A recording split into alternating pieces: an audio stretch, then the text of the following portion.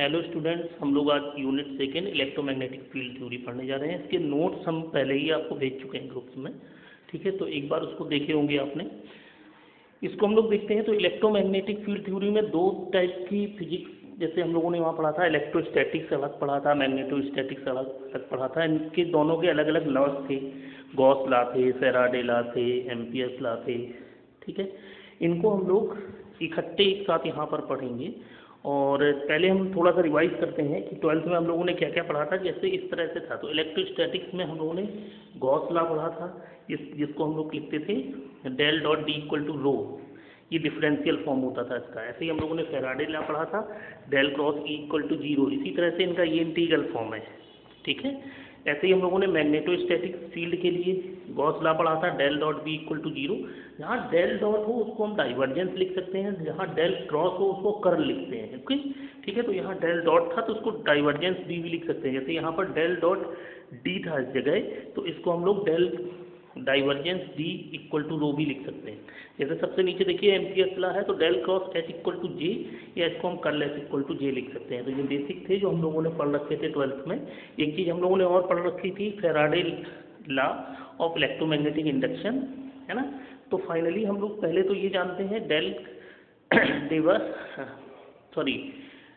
Close integration E D L equal to minus five D upon T. तो यहाँ five जो है वो फ्लक्स डेंसिटी है ना। फ्लक्स डेंसिटी किसकी?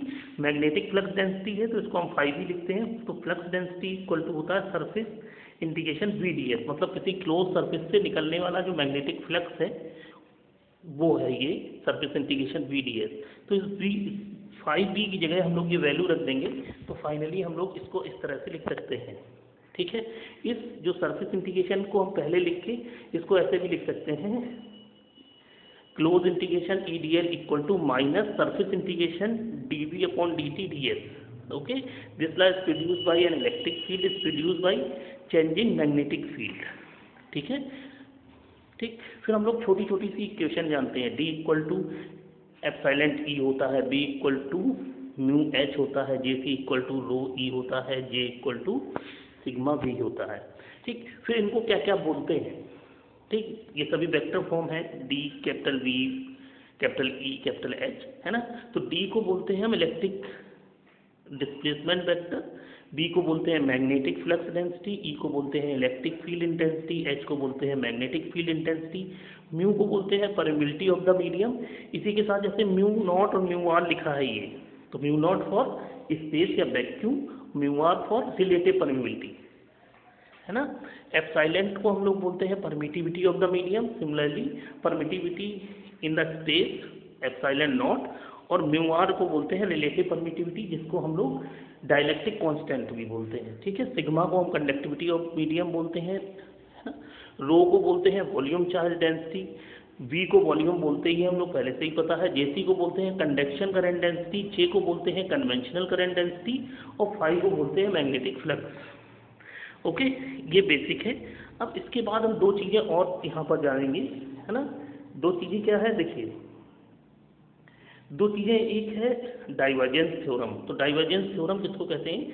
जबकि हमें किसी सरफेस इंटीग्रेशन को हमको वॉल्यूम इंटीग्रेशन में चेंज करना हो, है ना, तो हम डाइवर्जेंस थ्योरम यूज करते हैं। जैसे कि हम लोगों के यहाँ पे था,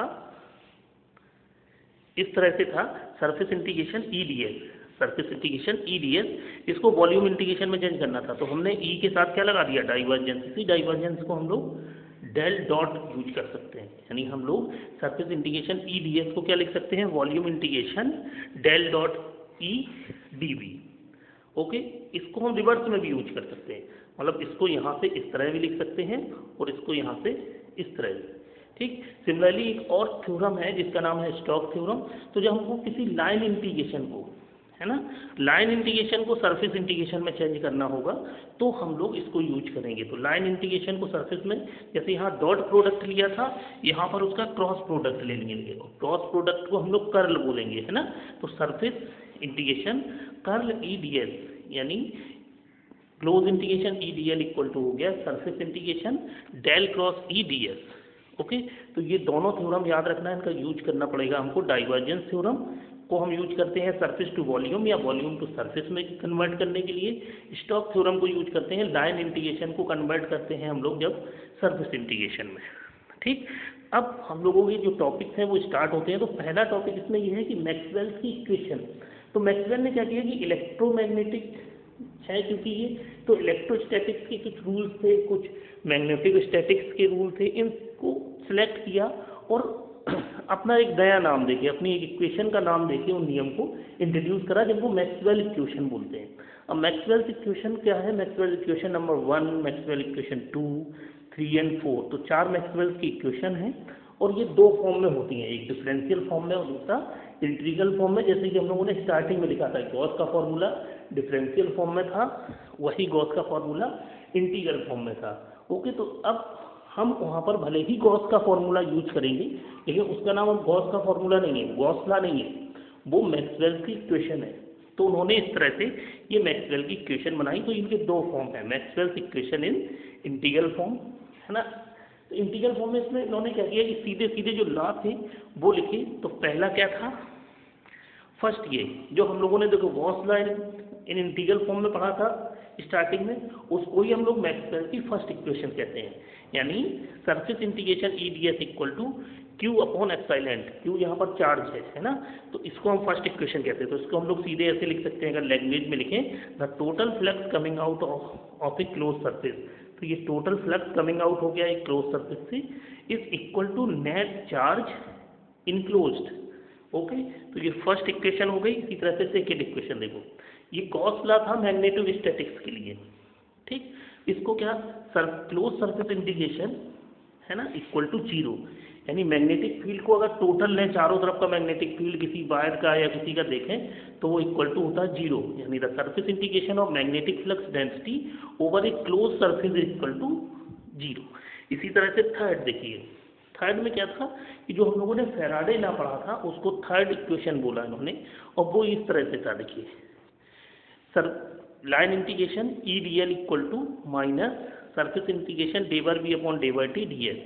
अब इसको वर्ड में ही हमको लिखना है, the net E M F induce in a close path to the surface integral of negative time rate of flux density over the surface bounded by close path. इसी तरह से फोर्थ इक्वेशन है ना, ये एम्पियर्स लॉ है, basically ये modified Ampere's law है। तो ये है integration H D L equal to surface integration J plus d by D upon day by T D S, मतलब total E M F around any close path must be equal to surface integration of conduction, conduction density मतलब J को बोलते हैं conduction, and displacement density मतलब D, d by D upon day by T, displacement density over a surface bounded by A close path. तो ये 4 equation है Maxwell की इन integral form में। बेसिकली ये बहुत कम आती हैं लेकिन फिर भी आती हैं। इसी के साथ एक नया टॉपिक है जिसका नाम है कंटिन्यूटी इक्वेशन, है ना। ये थोड़ा इम्पोर्टेंट है ना, बेसिकली उसके लिए इम्पोर्टेंट है जो छोटे क्वेश्चन आते हैं। कंटिन्यूटी इक्वेशन वैसे ही समझिए, कंटिन्यूटी इक्वेशन हम लोगों ने फ्लो के लिए पढ़ा था, जब फ्लूइड का फ्लो देखते थे तो हम लोग ये देखते थे कि एक पाइप था, उससे इधर से जितना वाटर डालते थे उधर से वो निकलता था, यानी P1 V1 equal to P2 V2। ठीक, तो मतलब अगर हम लोग वॉल्यूम कम कर रहे थे तो प्रेशर बढ़ जा रहा था, जब प्रेशर कम कर दे रहे थे तो वॉल्यूम बढ़ता था, इस तरह से, यानी प्रेशर जो था वो वॉल्यूम डिपेंडेंट था। ठीक, डन, ठीक है। ठीक उसी तरह से समझिए कि एक वायर है, उससे चार्ज फ्लो हो रहा है। तो पहले तो ये जाने जैसे कंजर्वेशन थ्योरम होती है, तो ना एनर्जी क्रिएट होती है ना डिस्ट्रॉय होती है, सिर्फ फॉर्म चेंज होते हैं। वैसे ही चार्ज जो है ना, according to the law of conservation of charges, the electric charges can be neither created और नॉर डिस्ट्रॉयड। तो चार्ज भी ना क्रिएट किए जा सकते हैं ना डिस्ट्रॉय किए जा सकते हैं, सिर्फ ट्रांसफर हो सकते हैं, फॉर्म चेंज हो सकता है। ठीक है, तो एक वायर से अगर कोई करंट फ्लो हो रही है तो जितने चार्ज एक तरफ से इंटर करेंगे दूसरे तरफ से उतने ही चार्ज क्या करेंगे, एग्जिट करेंगे। इसी को हम लोग अगर मैथमेटिकल फॉर्म में लिख दें तो इसी को हम लोग कंटिन्यूटी इक्वेशन बोलते हैं। ओके, यानी the mathematical representation of this law of conservation of charges in differential form is called continuity equation. ठीक, इसके लिए हम लोगों ने क्या किया, हम लोग करंट के 2 फॉर्मूले जानते हैं। पहला करंट का फॉर्मूला ये है, I equal to surface integration J D S. ठीक है। तो JDS, जे का मतलब चार्ज डेंसिटी है। ठीक, एक फॉर्मूला होता है ये I equal to minus day bar Q upon day by T, मतलब किसी भी सरफेस से चार्ज का जो चेंज है, क्यू का जो चेंज है, उसी को हम लोग करंट बोलते हैं, यानी फ्लो ऑफ चार्ज। ठीक, इस क्यू की जगह हम लोग लिख सकते हैं वॉल्यूम इंटीग्रेशन रो dV। ठीक है, तो इक्वेशन नंबर 2 फाइनली हो गई I equal to minus volume integration D bar rho upon day by T dV, equation number 2। अब इन दोनों इक्वेशन के बीच, दोनों I इक्वल टू है तो दोनों को हम लोगों ने इक्वल टू करना है, हम लोगों ने दोनों को इससे इक्वल टू कर दिया। ठीक, फिर डाइवर्जेंस थ्योरम ले ली। देखो इस वाले की डाइवर्जेंस थ्योरम ली यहाँ पर, यानी इक्वेशन नंबर 3 में दूसरी तरफ वॉल्यूम इंटीग्रेशन था, तो हम लोगों ने उसके जो लेफ्ट हैंड साइड था उसका डाइवर्जेंस लिया और उसको भी वॉल्यूम इंटीग्रेशन में चेंज कर दिया। यानी हम लोग सरफेस इंटीग्रेशन JDS की जगह लिख सकते हैं वॉल्यूम इंटीग्रेशन डाइवर्जेंस JdV। ठीक, तो ये इधर लिख दिया हमने। तो फाइनली ये वाली इक्वेशन इस तरह से हो गई, यानी इक्वेशन नंबर 3 इस तरह से चेंज हो गई।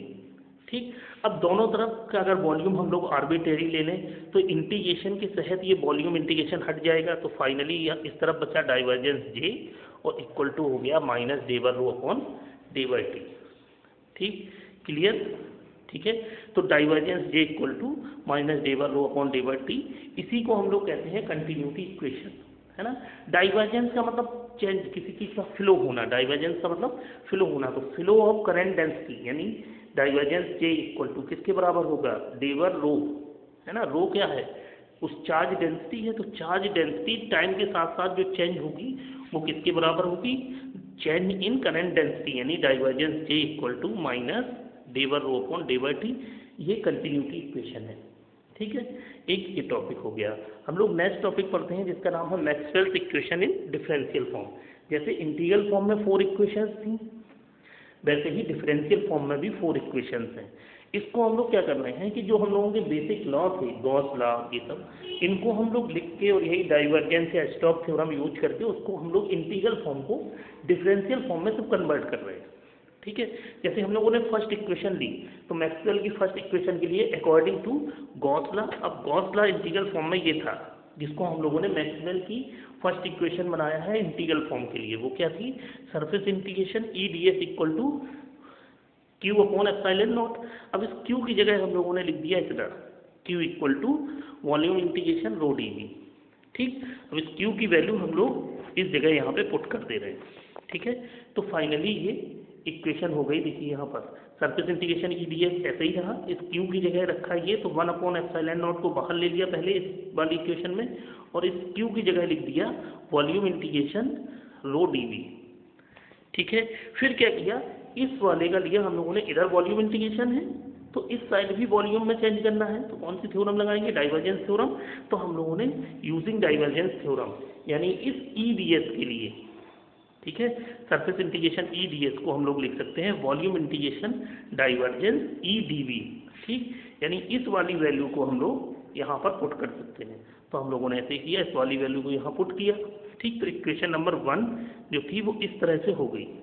ठीक, फिर से दोनों तरफ के अगर वॉल्यूम को हम लोग आर्बिट्रेरी माने उस, ठीक है, तो फिर ये जो वॉल्यूम इंटीग्रेशन है वो हट गया।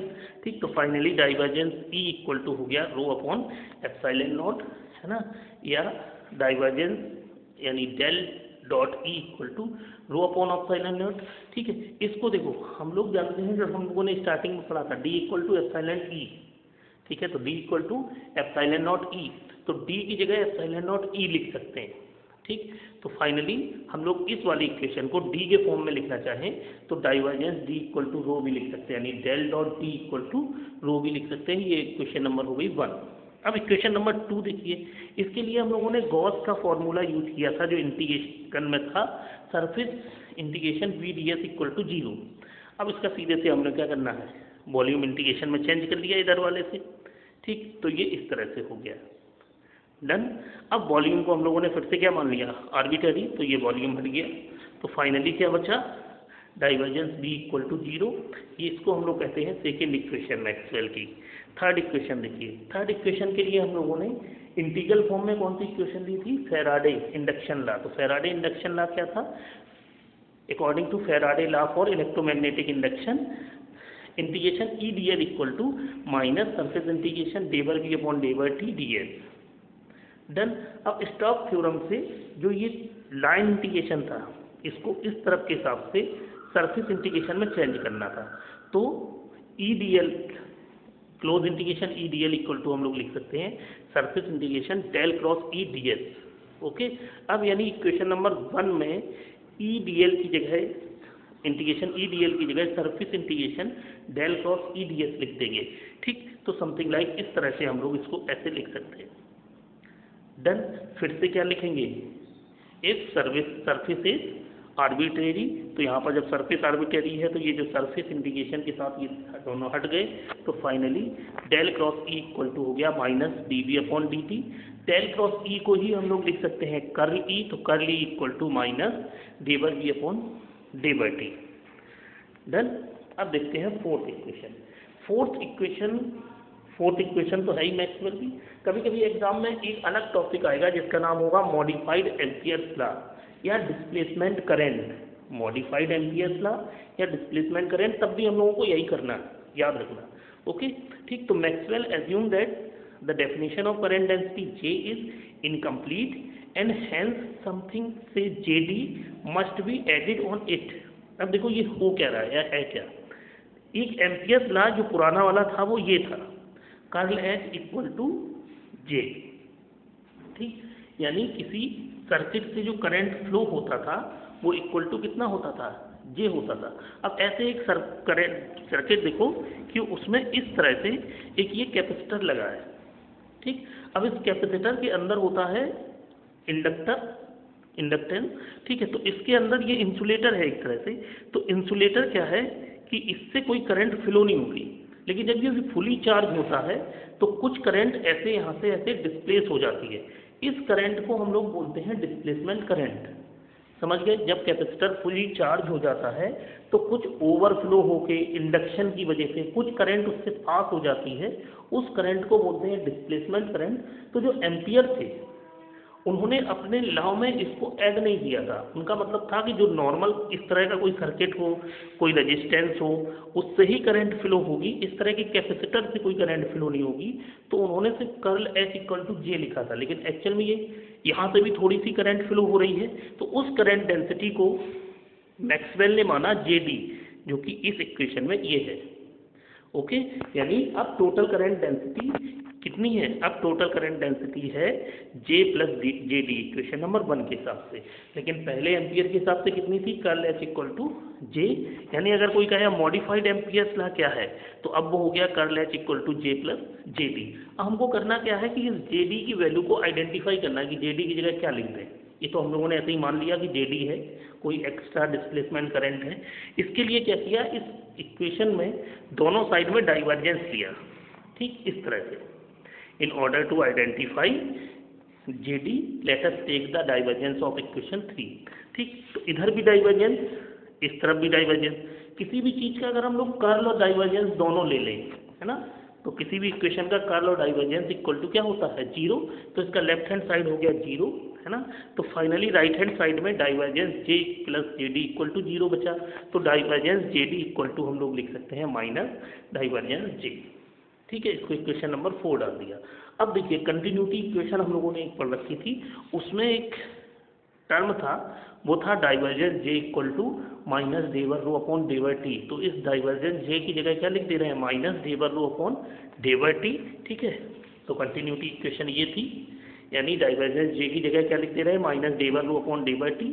ठीक, तो equation 4 become divergence JD equal to del rho upon del T. Minus से माइनस क्या हो गया, प्लस। तो फाइनली अब देखो हम इक्वेशन नंबर 1 से, जो भी मैक्सवेल की इक्वेशन नंबर 1 थी, डाइवर्जेंस D इक्वल टू रो लिख सकते हैं, यानी इस रो की जगह क्या लिख सकते हैं, डाइवर्जेंस D।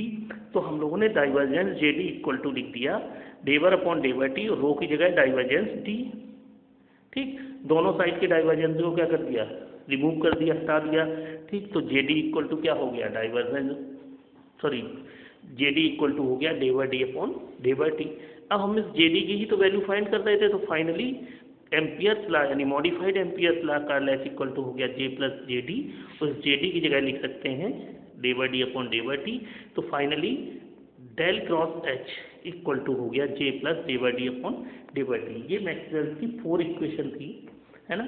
तो हम लोगों ने बेसिकली आज 3 टॉपिक पढ़े हैं।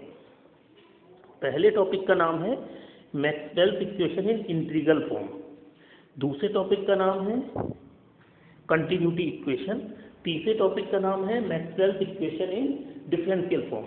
अब देखिए ऐसे समझिए, अगर हमको Maxwell equation in integral form की इक्वेशन याद नहीं है, तैयार नहीं है, तो हम मैक्सवेल की इक्वेशन डिफरेंशियल फॉर्म का स्टार्ट भी नहीं कर पाएंगे, क्योंकि वो सारी इक्वेशन स्टार्ट कहाँ से है, मैक्सवेल की इक्वेशन जो इंटीग्रल फॉर्म में है वहाँ से स्टार्ट है। ठीक, डन। और कंटिन्यूटी इक्वेशन अगर हमको नहीं आती तो हम लोग ये मॉडिफाइड एम्पियर्स लॉ पढ़ रहे थे, इसको भी हम लोग नहीं पढ़ पाएंगे। ठीक है, तो हमारे पास ये तीनों टॉपिक इंटरकनेक्टेड हैं। ठीक है, कल से हम लोग जो टॉपिक पढ़ने जा रहे हैं उसके लिए सबसे पहले मैक्सवेल की इक्वेशन हमको याद होनी चाहिए, जैसे del dot D equal to क्या है, रो। ठीक, del dot B equal to 0, है ना।